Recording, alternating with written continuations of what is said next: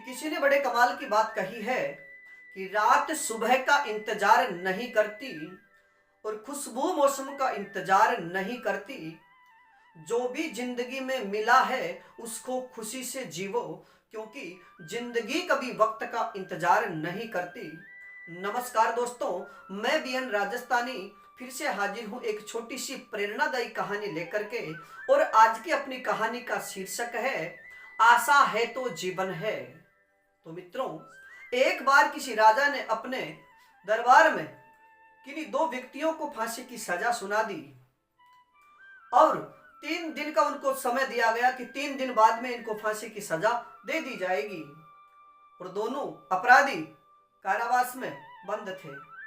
तो उनमें से एक व्यक्ति ने सोचा और उसने सोचा कि जो राजा है उसको अपने घोड़ों से बहुत प्रेम है, और उसने सोचा कि अगर मैं राजा को घोड़ों को उड़ाने की बात कह दूं तो राजा शायद मुझे मेरी जो फांसी की सजा है वह टाल दे। ऐसा कहकर के उसने दरबार वालों से, जितने भी द्वारपाल थे, उनसे कहा कि मुझे अपने राजा से मिलना है और कोई बात कहनी है। दोनों अपराधियों को वहां ले जाया गया।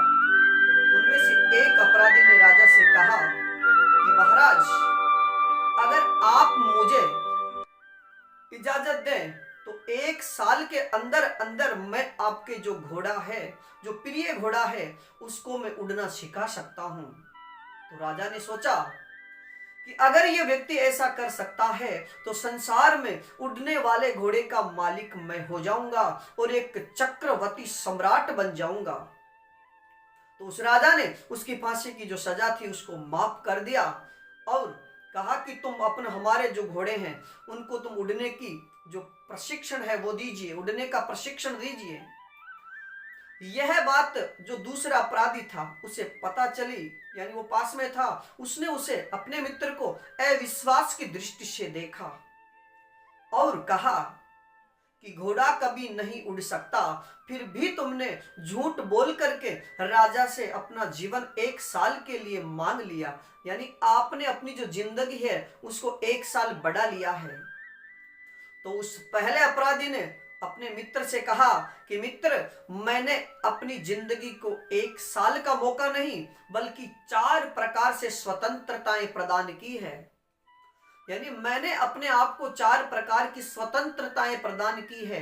पहली, मान लो कि 1 साल के अंदर अंदर राजा खत्म हो गया तो मेरी फांसी की सजा टल जाएगी। दूसरी बात, अगर 1 साल के अंदर अंदर मैं भी मर सकता हूं तो मुझे कोई फांसी की सजा नहीं होगी।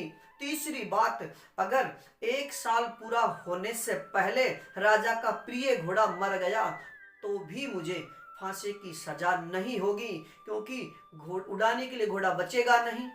और चौथी बात, और 1 साल में मान लो मैं घोड़े को उड़ना सिखा दूं, तो इस प्रकार से मैंने राजा से 4 प्रकार की स्वतंत्रताएं प्राप्त कर ली।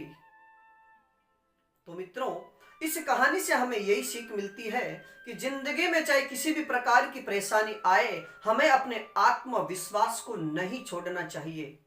सदैव अपने आत्मविश्वास को बनाए रखना चाहिए। कैसी भी परिस्थिति हो उससे बचने के हमें कोई ना कोई उपाय जरूर सोचना चाहिए। तो मित्रों, आज के लिए इतना ही। बाकी फिर मिलेंगे एक इसी प्रकार की प्रेरणादायी कहानी लेकर के। धन्यवाद।